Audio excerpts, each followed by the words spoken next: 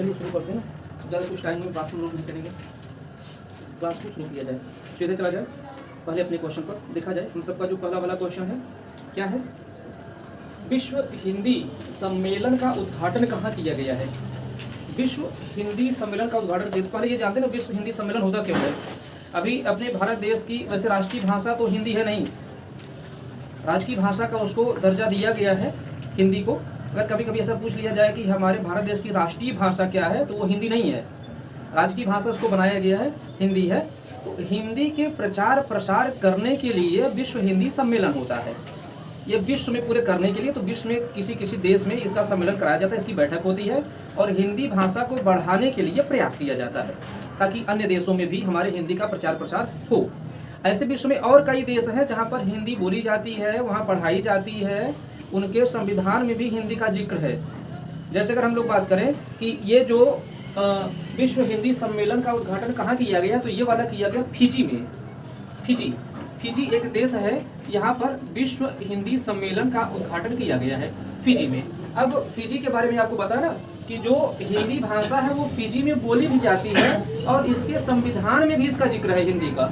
जैसे अगर आपसे बात करें कि हमारे संविधान में कुल कितनी भाषाओं का जिक्र किया गया है, 22 भाषाओं का जिक्र है ना, ये आप लोग जानते होंगे। ऐसे ही फिजी के संविधान में हिंदी का भी जिक्र है, जबकि फिजी के लिए हिंदी एक विदेशी भाषा है ना। तो फिजी में इसका उद्घाटन किया गया है। अब अगर बात किया जाए हिंदी की, तो फिजी में हिंदी भाषा बोली तो जाती ही है, इसके संविधान में भी इसका जिक्र है और यहाँ तक ना कि यहाँ के स्कूलों में भी हिंदी पढ़ाई जाती है, हिंदी फिजी में पढ़ाई जाती है। अब अगर फिजी की बात आई है तो फिजी के विषय में कुछ जान लिया जाए। जैसे कम से कम फिजी की कैपिटल जाना जाए। फिजी की कैपिटल कहाँ पर है? उसका नाम है सुवा। फिजी की कैपिटल है सुवा। और अगर बात किया जाए यहाँ के पीएम वर्तमान में कौन है, यहाँ एस राबुका यहाँ के पीएम है। और अगर बात करें हम करेंसी की, बात करें अगर करेंसी की, तो यहाँ पर करेंसी चलती है डॉलर, यहाँ पर करेंसी चलती है डॉलर। अच्छा, अगर बात कर ले कि ये जो विश्व हिंदी सम्मेलन हुआ है इसका संस्करण कौन सा है? विश्व हिंदी का जो सम्मेलन हुआ है इसका जो संस्करण है वो है 12वां। ये 12वां संस्करण कहाँ पर हो रहा है? फिजी में हो रहा है। और अगर हम बात करें जो 11वां हुआ है, 11वां कहाँ पर हुआ था? ये हुआ था मॉरिशस में, मॉरिशस में हुआ था। आप लोग जानते हो मालदीव है, मॉरिशस है, श्रीलंका है, पाकिस्तान है, नेपाल है, ये ऐसे देश है जहाँ पर हिंदी बोली जाती है। जो अन्य देश है वहाँ पर भी हिंदी बोली जाती है। 11वां सम्मेलन हुआ था मॉरिशस में। अच्छा, अगर इस तरह से मैं आप लोगों से अगर पूछ लूँ कि जो पहला विश्व हिंदी सम्मेलन हुआ था वो कहाँ पर हुआ था? नागपुर। नागपुर कहाँ पर है? नागपुर कहाँ है? महाराष्ट्र में है। हाँ, पहला जो विश्व हिंदी सम्मेलन हुआ था वो हुआ था नागपुर में। पीएम उसमें यहाँ की कौन थी? इंदिरा गांधी थी। कब हुआ था? 1975 में, 1975 में ये सम्मेलन हुआ था, जो पहला वाला एकदम था, वेरी फर्स्ट। तो जो पहला विश्व हिंदी सम्मेलन था वो हुआ था नागपुर में। अभी वर्तमान में 12वां विश्व हिंदी सम्मेलन हो रहा है, वो कहाँ पर हो रहा है? फिजी में हो रहा है। इसके पहले वाला जो था 11वां, वो कहाँ पर हुआ था? मॉरिशस में हुआ था। और अगर हम बात करें फिजी में अगर इस समय हो रहा है, तो फिजी की कैपिटल कहाँ पर है? सुवा है। वहाँ के पीएम कौन है? एस राबुका है। करेंसी वहाँ पर चलती है डॉलर चलती है। अच्छा, एक चीज और हम अगर आप लोगों से बात करें कि विश्व हिंदी दिवस कब मनाते हैं? विश्व हिंदी दिवस और राष्ट्रीय हिंदी दिवस कब मनाते हैं? दोनों दिवस है ना, राष्ट्रीय हिंदी दिवस और विश्व हिंदी दिवस। तो जो राष्ट्रीय हिंदी दिवस है उसे मनाते हैं 14 सितंबर को। 14 सितंबर को है राष्ट्रीय हिंदी दिवस और 10 जनवरी को है विश्व हिंदी दिवस। अच्छा, राष्ट्रीय दिवस और विश्व दिवस या अंतर्राष्ट्रीय दिवस में आप लोग अंतर जानते हो ना क्या होता है? जैसे अगर मैं पूछ लूं कि अगर कोई राष्ट्रीय दिवस मनाया जाता है तो उसका क्या मतलब होता है? जो राष्ट्रीय दिवस मनाए जाते हैं वो किसी एक ही देश में मनाए जाते हैं। जैसे हिंदी के प्रचार प्रसार के लिए हम लोग राष्ट्रीय हिंदी दिवस मनाते हैं। ये राष्ट्रीय हिंदी दिवस मनाते हैं 14 सितंबर को। 14 सितंबर को केवल भारत में ही मनाया जाता है और किसी देश में हिंदी दिवस नहीं मनाया जाता 14 सितंबर को। अगर बात करें जो विश्व हिंदी दिवस है वो मनाया जाता है 10 जनवरी को। तो विश्व हिंदी दिवस अगर है तो वो पूरे विश्व में मनाया जाता है हिंदी दिवस 10 जनवरी को। अगर ऐसे कोई अंतर्राष्ट्रीय दिवस अगर होता है तो अंतर्राष्ट्रीय दिवस कुछ देशों में होता है, पूरे विश्व में नहीं होता है। जो देश उसको मान्यता प्राप्त करते होंगे या उसे मानते होंगे वो लोग मनाते हैं। तो अंतर्राष्ट्रीय जो दिवस होता है कुछ देशों में होता है, राष्ट्रीय जो दिवस होता है केवल एक देश में होता है, विश्व जो दिवस होते हैं वो पूरे विश्व के लिए होती है। हाँ, तो ये चीज जरा जान लीजिए जानो कि जो राष्ट्रीय हिंदी दिवस है, राष्ट्रीय हिंदी दिवस तो राष्ट्रीय हिंदी दिवस ये कब मनाते हैं अपने यहाँ?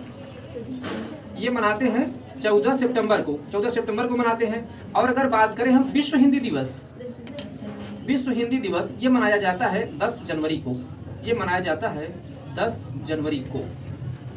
तो ये कुछ हालचाल रही जो हम सबको पहले क्वेश्चन से मिला है। अभी हाल फिलहाल हम लोग क्या पढ़ा? विश्व हिंदी दिवस का उद्घाटन कहाँ किया गया? फिजी में किया गया। 11वां कहाँ पर था? मॉरिशस में। पहला वाला कहाँ था? नागपुर में। कब था? 1975 में था। पीएम कौन थी उस समय? इंदिरा गांधी थी। और अगर बात की जाए राष्ट्रीय हिंदी दिवस कब मनाते हैं? 14 सितंबर को। विश्व हिंदी दिवस कब मनाते हैं? 10 जनवरी को मनाते हैं। तो ये कुछ चलिए, पीएम है एस राबुका नहीं। चलिए आगे देखा जाए। आदि महोत्सव का उद्घाटन किसने किया है? आदि महोत्सव का उद्घाटन किसने किया है? तो ये उद्घाटन किया है पीएम, हमारे यहाँ के पीएम कौन है? नरेंद्र मोदी जी।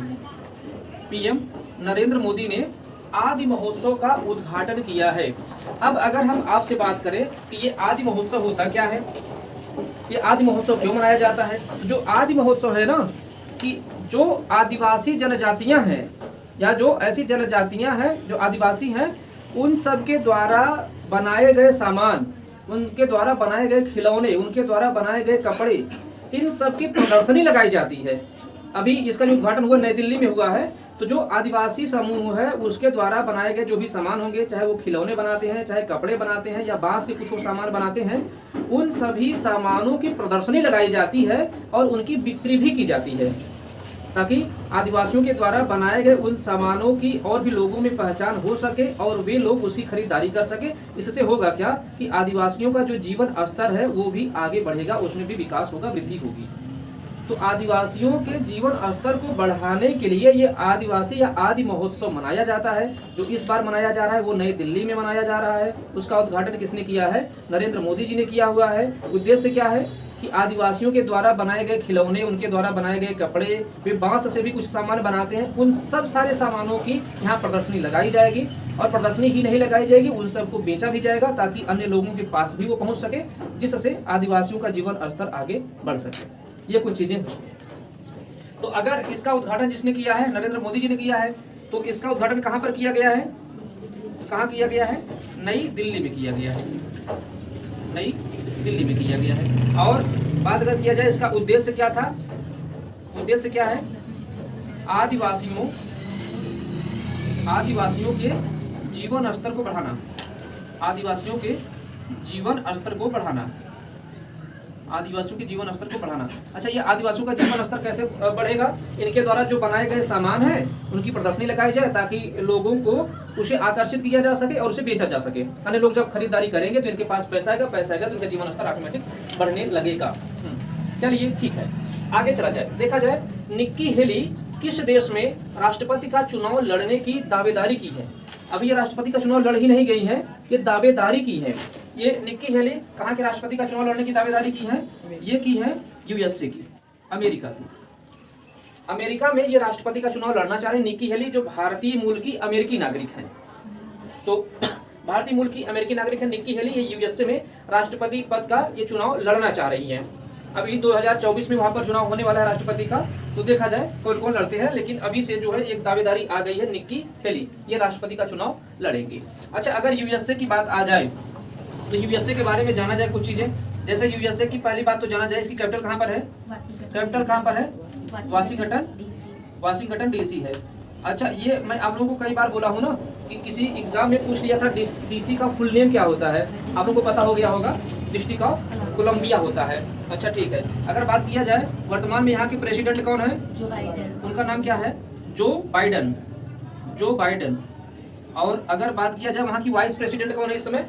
कमला हैरिस। कमला हैरिस कहाँ की है? भारत की नहीं है, भारतीय मूल की है वो, भारतीय मूल की अमेरिकी नागरिक है वो। अगर बात किया जाए यहाँ पर करेंसी क्या चलती है? करेंसी यहाँ पर क्या चलती है? वो चलती है डॉलर। ठीक है, तो ये कुछ है निक्की हेली यूएसए में राष्ट्रपति का चुनाव लड़ने वाली है, वो लड़ेंगे उसमें। चलिए आगे देखा जाए, T20 में 100 विकेट लेने वाली पहली भारतीय क्रिकेटर कौन बनी है? तो जो T20 अंतर्राष्ट्रीय क्रिकेट मैच होते हैं उनमें 100 विकेट लेने का कीर्तिमान किसने स्थापित किया है? उनका नाम क्या है? दीप्ति शर्मा। दीप्ति शर्मा उनका नाम है, दीप्ति शर्मा। ये दीप्ति शर्मा जो T20 अंतरराष्ट्रीय मैच होता है उसमें 100 विकेट ले चुकी हैं ये। अच्छा, ये एक महिला क्रिकेटर है। अभी आपको पता है जो पुरुष क्रिकेटर है ना, वो भी T20 अंतरराष्ट्रीय क्रिकेट में 100 विकेट अभी तक हासिल नहीं कर पाए हैं। तो जो पुरुष क्रिकेटर हैं उनमें जो सबसे आगे हैं उसमें है युजवेंद्र चहल, उनका नाम है, जो T20 अंतरराष्ट्रीय क्रिकेट में 91 विकेट लिए हैं बस। लेकिन जो दीप्ति शर्मा है ये 100 विकेट लेने का एक कीर्तिमान हासिल कर चुकी हैं। ये T20 अंतरराष्ट्रीय क्रिकेट मैच में 100 विकेट ले चुकी हैं ये। इनका नाम है दीप्ति शर्मा। अच्छा, अगर हम आगे आप लोगों से अगर बात करें कि जो T20 अंतरराष्ट्रीय मैच होता है इसका आयोजन कौन करवाता है, इसका आयोजन कौन करवाता है, ICC करवाता है। ICC के बारे में जाना जाए, पहली बात तो ICC का पूरा नाम जाना जाए ना, क्या होता है, international cricket council. International cricket council या इंटरनेशनल काउंसिल ऑफ क्रिकेट, ये भी उसका फुल नेम होता है। अब इसके बारे में जरा जाना जाए कि जो ICC है इसका एस्टेब्लिशमेंट कब है, इसको स्थापित कब किया गया था, 1909 में। अगर बात किया जाए इसका हेडक्वार्टर कहाँ पर है, तो इसका हेडक्वार्टर जो है वो है दुबई में। अगर बात किया इसके हेड वर्तमान में कौन है, उनका नाम क्या है, ग्रेग बर्कले। ग्रेग बर्कले कहाँ के रहने वाले हैं, ये भी आपको जानना है। ये कहाँ के रहने वाले हैं, न्यूजीलैंड के हैं। तो ये कुछ चीजें आपको जान लेना है। T20 में अगर पूछ लिया जाए पुरुष क्रिकेटर जो सर्वाधिक विकेट लिया तो उसका नाम क्या है, युजवेंद्र चहल। वो कितना विकेट लिया है, 91। 100 विकेट लेने का कीर्तिमान किसने स्थापित किया, तो उनका नाम है दीप्ति शर्मा। दीप्ति शर्मा भारतीय महिला क्रिकेटर हैं, ये 100 विकेट T20 अंतरराष्ट्रीय क्रिकेट मैच में ले चुकी। चलिए आगे चला जाए। हाल ही में शुरू किए गए प्रसाद योजना का संबंध किससे है, तो जो अभी हाल फिलहाल में प्रसाद योजना चलाई गई है उसका संबंध किससे है, तो इसका जो संबंध है ना वो है कि जो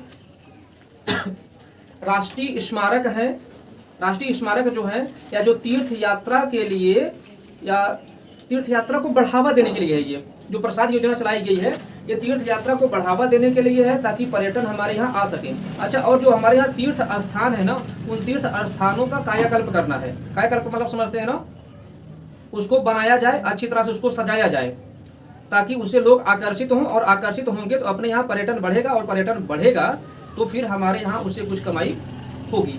तो ये कुछ है प्रसाद योजना लाई गई है। इस प्रसाद योजना में होगा क्या कि जो तीर्थ स्थल है उनका कायाकल्प करना है ताकि उससे जो पर्यटक हैं वो और आकर्षित हों और पर्यटन को बढ़ावा मिल सके।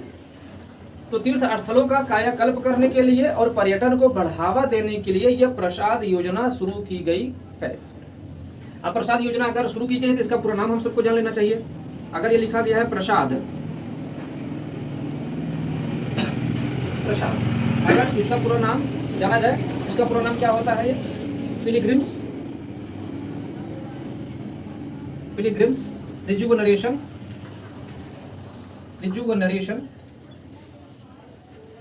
पिलग्रिम्स रिजुवनरेशन एंड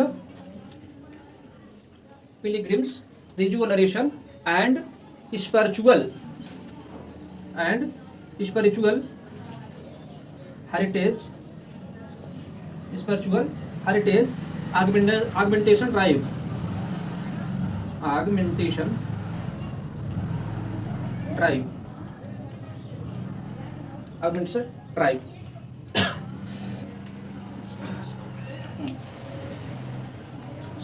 तीर्थ यात्रा जो होती है उसका कायाकल्प करने के लिए है, तीर्थ यात्रा को बढ़ावा देने के लिए है ताकि पर्यटन को बढ़ावा मिल सके।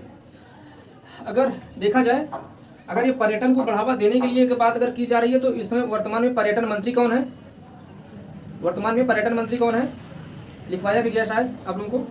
वर्तमान में पर्यटन मंत्री कौन है, उनका नाम है जी किशन रेड्डी। जी किशन रेड्डी वर्तमान में पर्यावरण मंत्री या पर्यटन मंत्री हैं, ठीक है। अच्छा हाँ, पर्यावरण मेरे मुंह से निकला। पर्यावरण मंत्री कौन है इसमें, पर्यावरण मंत्री कौन है इसमें, भूपेंद्र यादव उनका नाम है। और पर्यटन मंत्री कौन है, जी किशन रेड्डी है। मंत्रालय हम लिखवा चुके हैं, आपको लिखवा चुके हैं ना, आप लोगों को पता है कि लिखवाया जा चुका है, लेकिन वो किस लिए लिखवाया गया है बाद में जानकारी कर लीजिएगा, ठीक है। आगे देखा जाए नेक्स्ट क्वेश्चन, जो नैनो यूरिया तरल संयंत्र का उद्घाटन कहाँ किया गया है।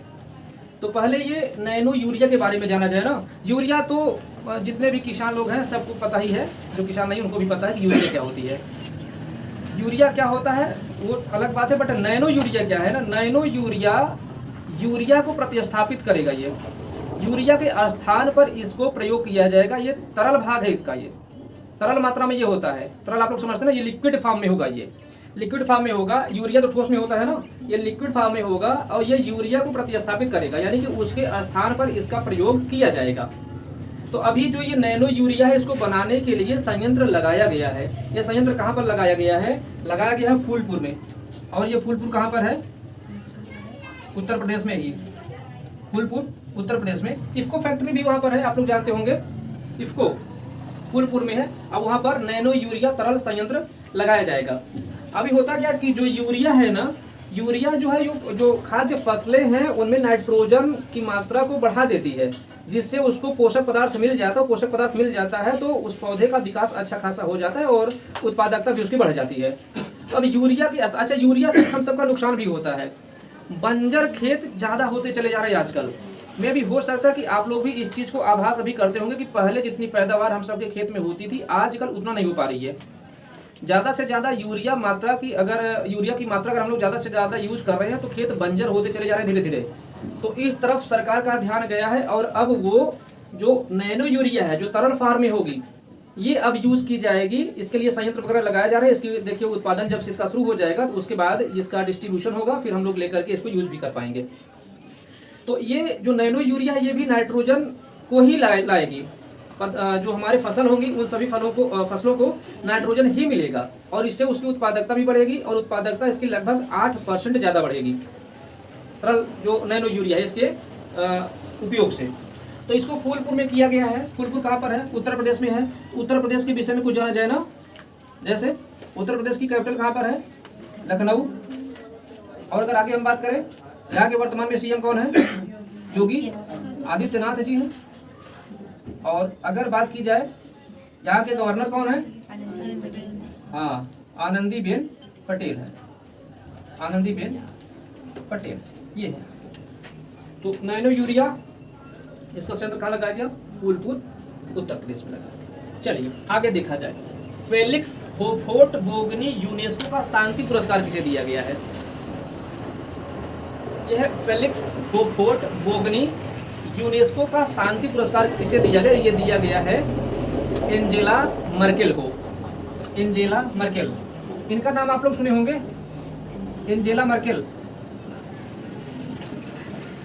ये जर्मनी की पूर्व चांसलर थी। एंजेला मर्केल ये जर्मनी की पूर्व चांसलर थी। इन्हें मिला है फेलिक्स होफोर्ट-बोगनी यूनेस्को का शांति पुरस्कार। अच्छा, ये पुरस्कार क्यों दिया जाता है? पूरी दुनिया में शांति स्थापित करने के लिए तथा मानवाधिकार के संरक्षण के लिए जो कार्य किए जाते हैं, तो शांति स्थापित करने के तथा मानवाधिकार के संरक्षण के लिए ये पुरस्कार दिया जाता है। और ये पुरस्कार मिला किसे है? एंजेला मर्केल को। एंजेला मर्केल कहाँ की रहने वाली है? ये है जर्मनी की रहने वाली, जर्मनी की रहने वाली है। ये जर्मनी की पूर्व चांसलर भी ये रह चुकी हैं। तो अगर वर्तमान में अगर बात करें कि जर्मनी का वर्तमान में चांसलर कौन है, वर्तमान में चांसलर कौन है, ये लिखवाया गया है ओल्फ सोल्ज। ये आपको लिखवाया गया है, ओल्फ सोल्ज वर्तमान में जर्मनी के चांसलर है। तो ये जो पुरस्कार मिला है फेलिक्स होफोर्ट-बोगनी यूनेस्को का शांति पुरस्कार, ये मिल गया है एंजेला मर्केल। एंजेला मर्केल कहाँ की है? ये जर्मनी की रहने वाली है। जर्मनी के वर्तमान में चांसलर कौन है? उनका नाम है ओल्फ सोल्ज।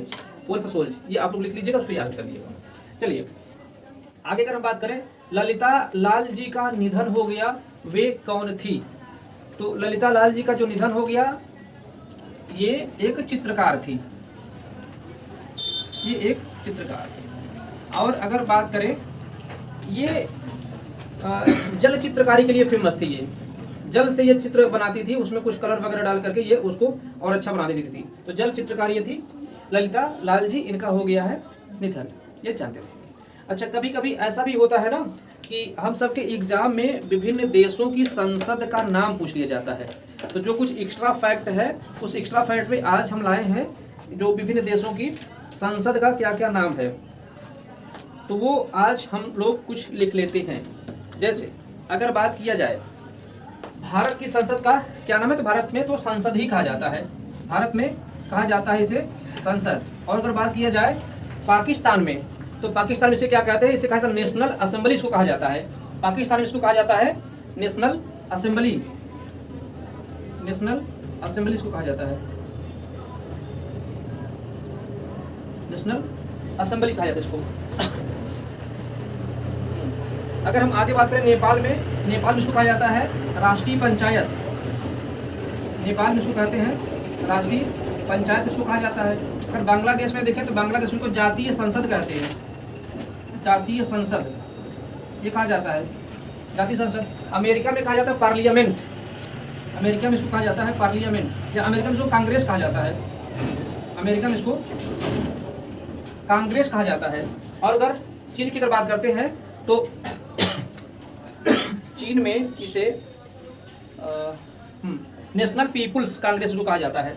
चीन में national people's congress, national people's congress इसे कहा जाता है। और अगर रूस में इसको कहा जाता है ड्यूमा, रूस की संसद का नाम है ड्यूमा। ब्रिटेन में इसको कहा जाता है पार्लियामेंट, ब्रिटेन में कहा जाता है पार्लियामेंट। ऑस्ट्रेलिया में भी इसको पार्लियामेंट कहा जाता है, ऑस्ट्रेलिया में भी इसको पार्लियामेंट के ही नाम से जाना जाता है। जापान की अगर बात करें तो जापान में इसको डायट कहा जाता है, डायट। और अफगानिस्तान की अगर बात करें तो अफगानिस्तान में इसको कहा जाता है शोरा, अफगानिस्तान में इसे शोरा कहा जाता है। और अगर हम बात करें आगे म्यांमार की तो म्यांमार में इसे हलूता कहा जाता है, म्यांमार में इसे हलूता कहा जाता है, म्यांमार में हलूता कह लीजिए, हलूता या फिर हलूता उसको म्यांमार में कहा जाता है। श्रीलंका की अगर बात करें श्रीलंका में उसको पार्लियामेंथुआ कहा जाता है, पार्लियामेंथुआ, पार्लियामेंथुआ उसको कहा जाता है। आगे अगर बात करें मलेशिया है, मलेशिया में इसे दीवान निगारा कहा जाता है, मलेशिया में दीवान निगारा, दीवान निगारा इसे कहा जाता है। और अगर बात करें मालदीव में तो उसको मजलिस कहा जाता है, मालदीव में मजलिस इसे कहा जाता है।